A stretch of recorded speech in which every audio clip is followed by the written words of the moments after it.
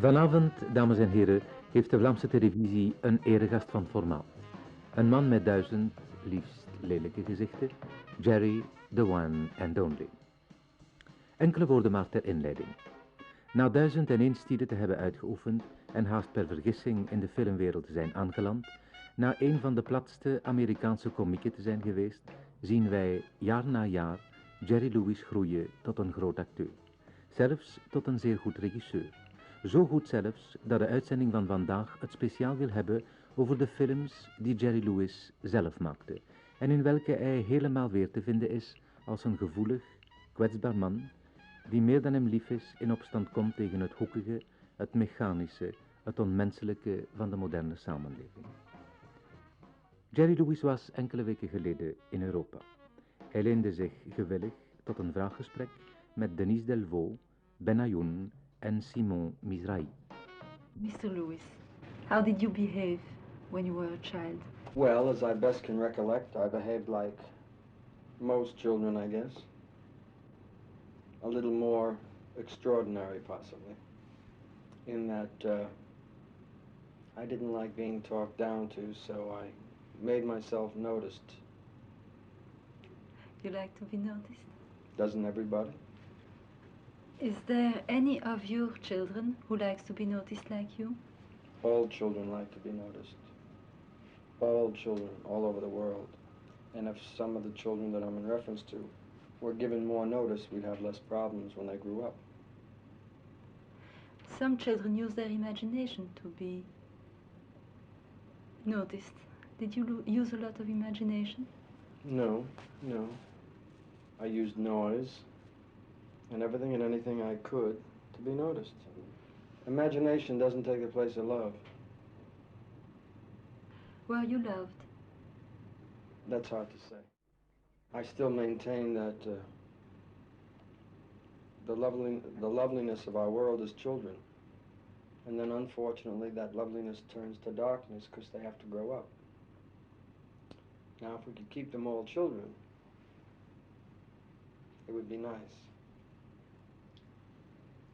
And when you began to start as first a bellboy and a nightclub artist, why did you choose to stay a kind of a child?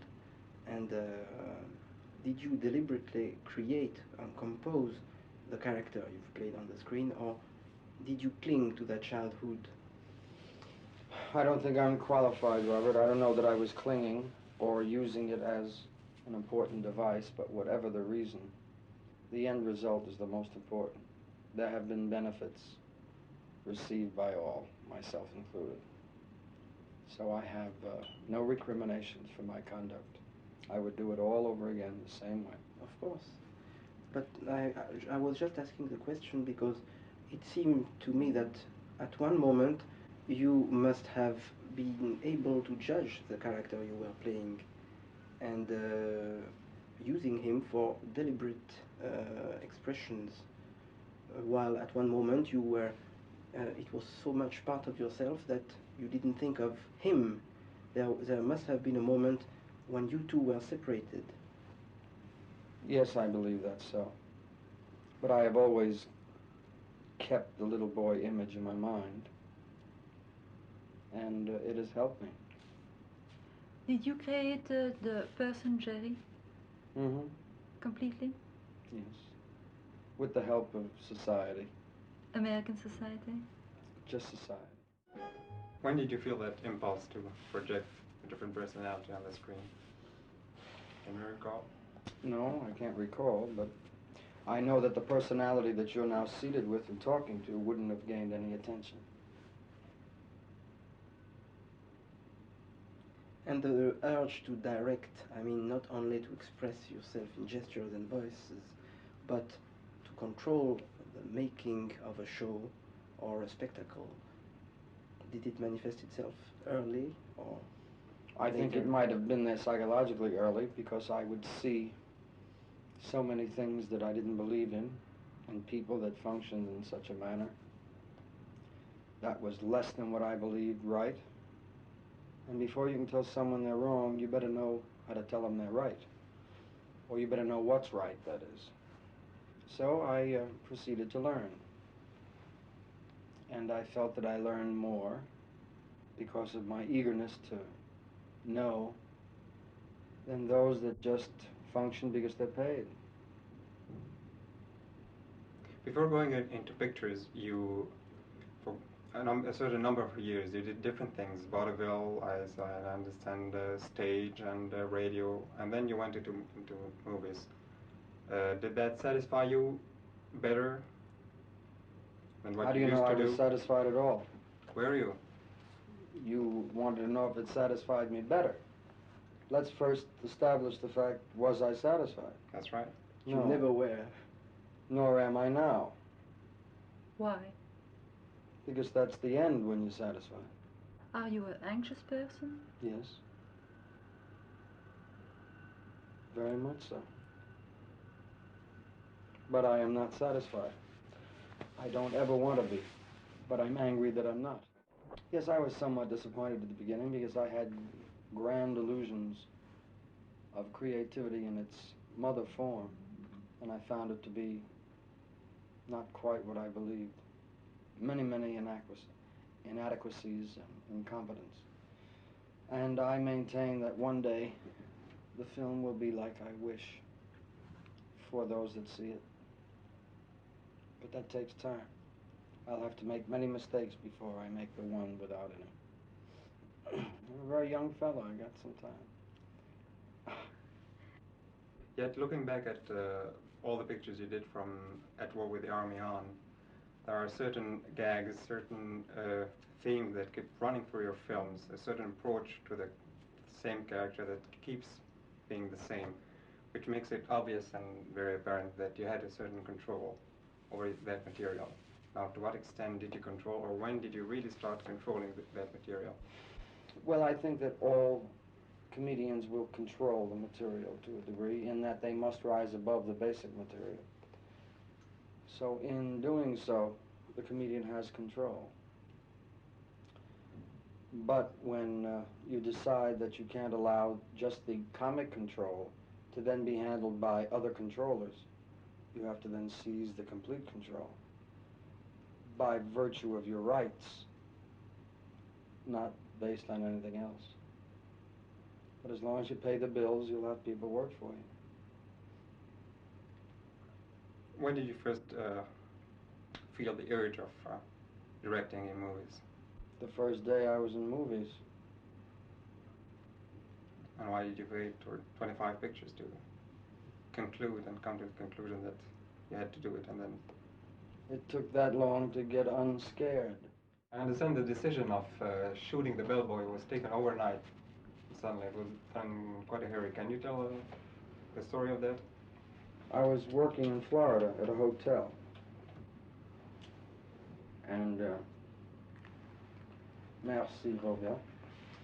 I had an idea to do this film, and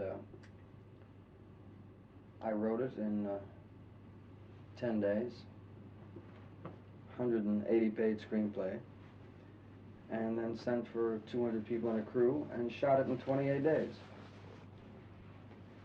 Because I believed this was something I wanted to do, and I did it.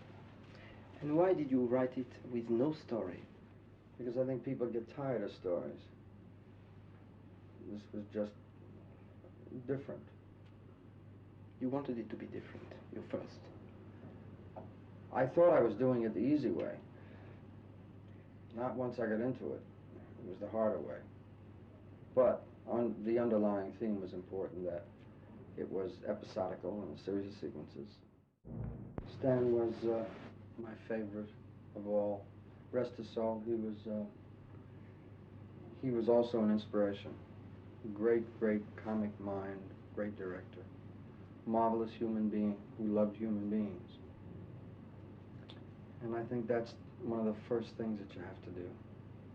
If you like people and get annoyed at their conduct, then you can do what I do.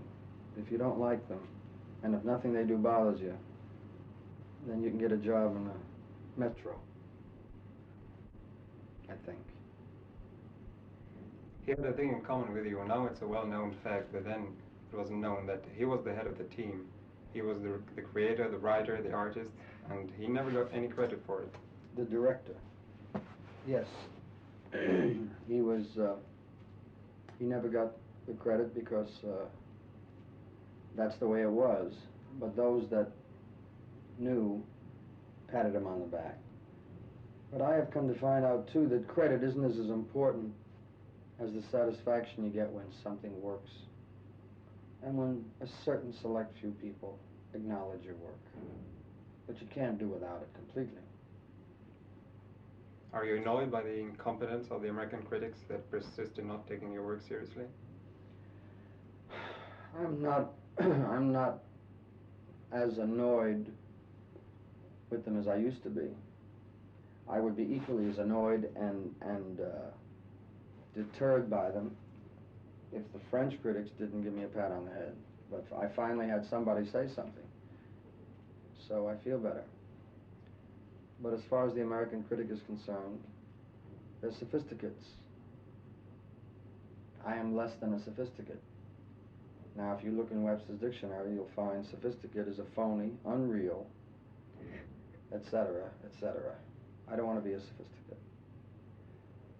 I'll be just what I am. Your next film, Ladies' Man, you show the complete set with the cameras, with the lights, as if you wanted to show everything, show your cards in a way. Yes, but you at one point, demystified them. you demystify completely the whole system of your shooting. Why did you feel the necessity of this? I demystify them. I think audiences like to be let in once in a while. They like to look behind the scenes. I think that, for the most part, people all over the world will never, in their lifetime, have the benefit of seeing a Hollywood soundstage. If I can show it to them, I do, without it being glaring. I know what a thrill it would be for me to see it if I was in a theater. And I project my own thinking on an audience. Sometimes it's wrong, sometimes it's misunderstood. But as long as I do it with a good intention, that's all I care about.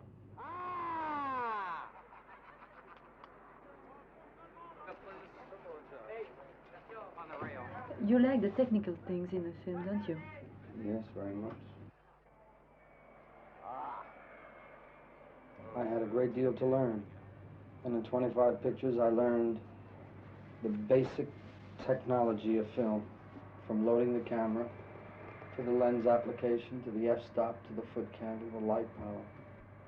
I live with cameras, and when I direct a film, I live on the camera.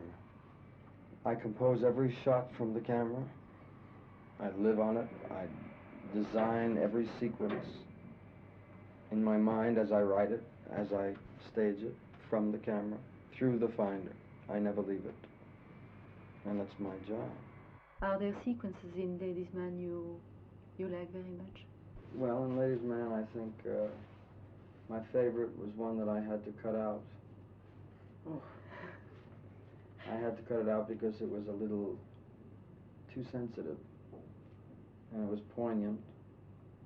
It was one of the girls who had lived in the house for 25 years, and every morning we'd see her go out, and every night we'd see her come back without a job, and she was happy as a lark. And one night she came home crying, and all the girls surrounded her and asked her why she was crying. She said, because she got the job.